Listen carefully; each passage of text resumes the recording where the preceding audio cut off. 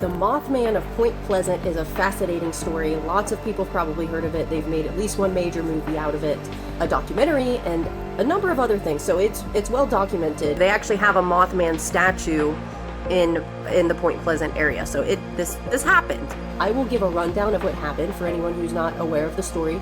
But even for people who are aware of it, there's some other stuff that oftentimes doesn't get reported, so I'm going to put that in here too. So what happened? It's November of 1966 in Point Pleasant, West Virginia, roughly, and there are two young couples in a car, and they go out to an abandoned area, which they call the TNT area. And they, all four, said they saw a large, winged, kind of gray-colored humanoid figure with red, reflective, glowing eyes. It rose into the air, and then it followed their vehicle as they drove toward Point Pleasant. So it freaked him out, obviously. And then after this was reported in the newspaper, a number of other people in the same area said they experienced the same thing. They saw what they described as the same creature, large, gray, with wings, red, reflective eyes, and so it started to freak people out. And then you had the Silver Bridge collapse there in Point Pleasant, and they found what they believe was, I hate to say a natural cause, but an industrial cause that made the bridge collapse. But some people in the town thought this Mothman, that they were now calling it, was maybe like an omen of some kind. Now, here's what doesn't get talked about as often when the Mothman is brought up. There was a man by the name of Lawrence Gray who, before the first November encounter, which was reported in the papers, it was August of 1966, he said he woke up in the middle of the night and there was an evil presence in his room, pure evil. He actually thought it was like the devil or something, and he said the Mothman was in the corner of his room staring at him, and he described it the same way as either gray or black with red eyes. And you know what he did, being a believer?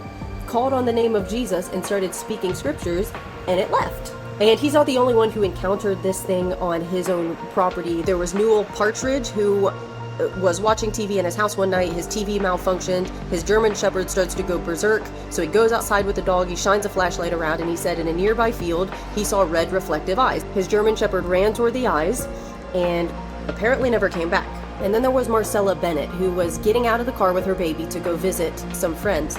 So she's at their house and she's walking out with her baby, and she sees this large, gray, red glowing eyes, Mothman type something or other that rose up from behind a parked car into the air. It freaked her out so much she dropped her baby, picks her baby back up, runs into the house, terrified. They lock all the doors, and they said that it hung around for a little bit, kind of peering in the windows.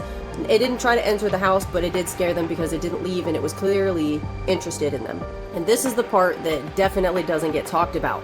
There was a Shawnee chief named Chief Cornstalk, and he'd been in a conflict with the white man for several years. From 1774 it kind of started. There was a battle, and then in 1777 he approached the people to try to make peace with them, and they detained him.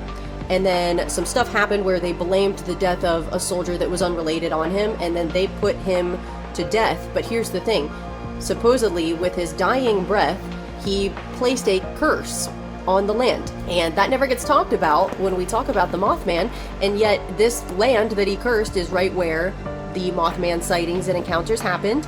And then people who know about the curse, they attributed certain issues in the area to this curse, whether it was just agricultural or industrial accidents leading to death. Same with the Silver Bridge collapse, and then ultimately the Mothman, like the curse, may have invited in some type of evil spirit. You make up your own mind.